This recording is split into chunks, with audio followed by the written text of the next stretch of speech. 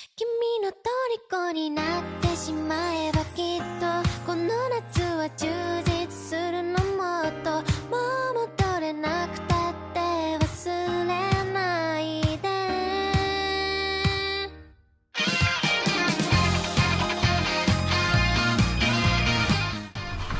Hello everybody, this is Emah Purple once again bringing you another brand new video. And for the sake of those new people who are watching my video for the first time, I am a writer, I'm a blogger, I'm a poet, I am a musician, I write songs, and I am a self-proclaimed music artist among a plethora of other things. And for the sake of this video today, I am going to be sharing with you guys a story I wrote a couple of years ago, about 4 or 5 years ago, and it is titled The Loop. So a fun fact is that I actually wrote this story one of those breaks in university, self-proclaimed breaks or ASU strike, where you just go home and just wait indefinitely. And I was like, oh my god, it's just like being in a loop. So like it actually started, I got the idea from a dream, and then the story just developed from there. So why I'm actually sharing this story here is that I know that the story is not good enough to be published. There are hitches here and there are problems with it, but it was like one of my first attempts and first serious attempts to write a story that could be publishable. And I'm actually thinking of actually rewriting it in the far future, but I thought that in the meantime, let me share the entire story for you so that you see it in that flawed state. We'll pick into it bits and pieces. Another random fact is that I'm going to be doing this story in series or in editions or episodes, because the story is 35 pages long, and if I sit down here and start reading a short story of 35 pages, it's going to be so long and it's going to be boring. So that's what I'm going to be doing. So let me just add that yeah, there will be flaws in this story. We will laugh at it together, and I will think of ways to improve it if I have another chance of rewriting the story. So without wasting any more time, let us enter into it.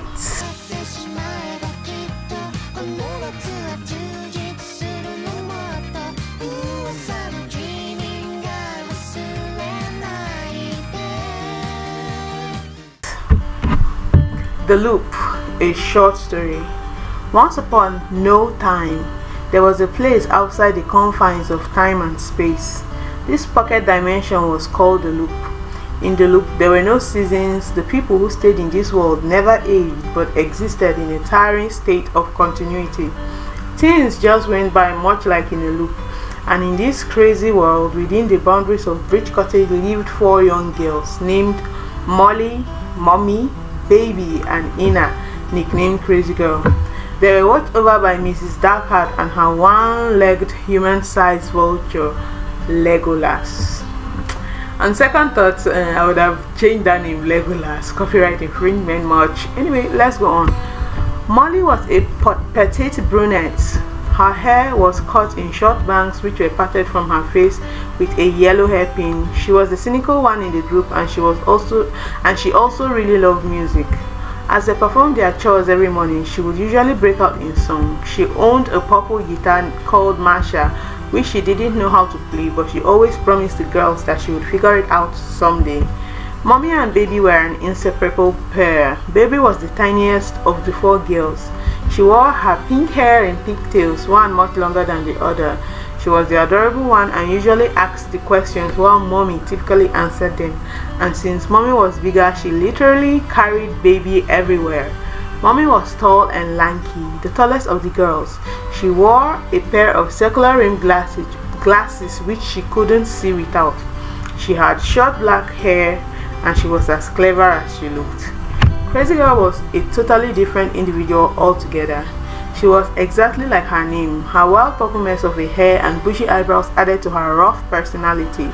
She was like the leader of the gang, and they all looked up to her.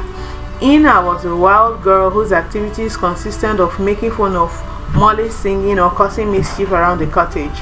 She was fond of playing pranks and had on one occasion put glue in Legolas' feathers when he was asleep. So I'll just pause here to just comment that on second thought, if I was writing this story again, I wouldn't go through all these wasted words of describing the girls and like just spelling out who they are and what their characteristics are. I would integrate and build their character as the story progresses, because right off the bat it gets you bored, doesn't throw you into the story. And a short story shouldn't waste time with unnecessary details. It should just throw you into the story and get things going. So I continue. The 4 girls lived in Bridge Cottage with Mrs. Darkheart for as long as their memory could stretch. In fact, it seemed that before Mrs. Darkheart, every memory was pitch black. Mrs. Darkheart was not their mother. She lacked any form of motherly compassion. She was usually cloaked from head to toe in black, and she held a long black staff. I'm doing the same thing here again. She rarely spoke and was usually stern-faced. The girls had no extra information about her. They had no idea why they lived to perform her bidding or why she commanded so much fear. All they knew was that she was Mrs. Darkheart. They lived with her, they served her, and that was what their lives entailed. No one dared to question her authority. No one dared to protest her. They didn't even have a reason to. Their lives were relatively comfortable though. Well, except the terror that loomed around Mrs. Darkheart, the very aura of her that was sinister. To the girls, she was like an ominous, dangerous tempest brewing, preparing to destroy, but only if tested. They were safe if only they stayed at bay, and no one dared to test her. I did the same thing there as well, to describe her and describe the omniscient, if that's a real word, rather than just painting a situation where she's so brooding and stern and the rest. Anyway, their chores every day consisted of sweeping inside the cottage, scrubbing floors, making breakfast, and cleaning the cobwebs. Mommy handled dusting the carpets while Mommy handled dusting the carpets with baby, while Molly's chore was doing last night's dishes. Crazy girls usually did the laundry, and when they were all through, the 4 girls were expected to sit on the cottage floor and continue knitting Mrs. Darkheart's massively heaping pile of blankets. That was their major task, the reason why they were here. I'm the one who wrote this and I'm bored already, but I promise it's going to get interesting in a bit. Mrs. Darkheart monitored them closely each day. Their task was compulsory, and missing it had terrible consequences. They had been doing that chore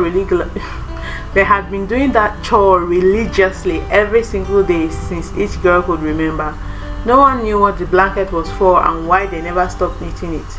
It was as mysterious as Mrs. Darkheart, for as crazy as it sounded, whenever they knitted, it seemed as though the essence of their very existence were woven into the threads of the blanket. Crazy Girl silently questioned it, but she knew that despite the fact that she didn't really understand the concept of beginning and end, asking Mrs. Darkheart about the purpose of the blanket would be her end. And the 4 girls, sorry, I scrolled past it a bit there. And the 4 girls continued to live in this trap world, and they did their duties today and the next day and the next and the next in an exhausting loop that never ended. So things are about to get interesting here. At the beginning of every 5th day of the week, Mrs. Darkheart often left the cottage and returned in the morning 2 days after. One fateful morning when she returned from her trip, she came back with a guest, a mysterious creature. The guest was a young girl with pale skin and flowing long hair like spun silver. She wore a white dress that billowed in the breeze from the open door of the cottage. Her presence caught the girls' attention. It was like seeing some kind of sprite. The way she looked, in par with the fact that they had not seen any other person throughout their existence in Bridge Cottage, gave the new girl an otherworldly vibe. The visitor did not look happy to be there and tried to pull away from Miss Darkheart's group, but Miss Darkheart held her tightly. The girl's bright aura seemed to contend with Miss Darkheart's sinister aura, and as the pair stood there, it seemed like a battle for life.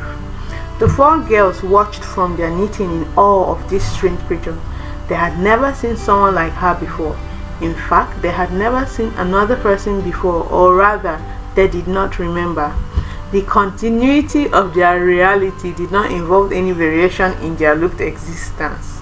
Please, what is that sentence? Ooh, so this happening struck the girls like a ball of fire would strike a barren planet, bringing light.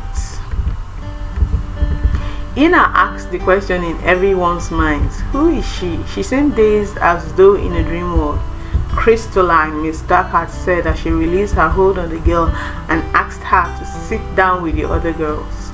It was obvious. This new lady was an addition to their world, but something was wrong. She didn't accept this world. There was a protest in her being which Emah could see but didn't understand. Sit.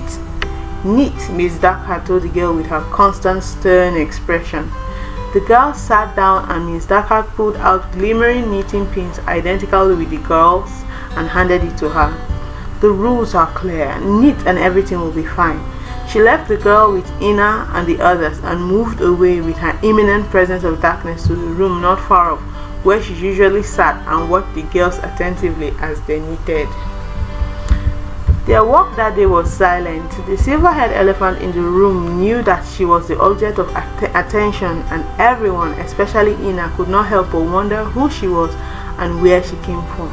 But no one asked. They knew that Miss Darkheart got angry when they talked instead of knit, so they made up their words with glances as they lifted their heads up periodically while walking. Angrily, the girl knitted relentlessly.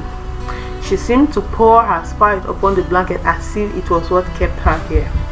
After working on the blanket till dark, the 5 girls had dinner which Mommy and Baby had prepared and then finally went to bed. Mrs. Darkheart gave Crystalline her uniform matching with the other girls and took her old clothes away. Though her stunning white dress had been taken away, she didn't look any less bizarre. She obviously did not fit into this world. Crystalline's bed had been put beside Emah's in the room which they all shared. The new girl sat on it, just muttering to herself. Emah stared at the girl while running her hand through her short, bright purple mess of her hair. Are you okay? Emah said with her eyes still focused on the girl.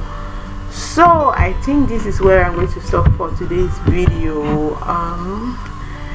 Some thoughts on it. Yeah, I'm seeing a lot of errors as I'm going through it again. Like, the good thing about being a writer and learning to write on a go is that the more you read and the more you write, you outgrow some bad habits the more you read different books or similar books to the genre you're writing in.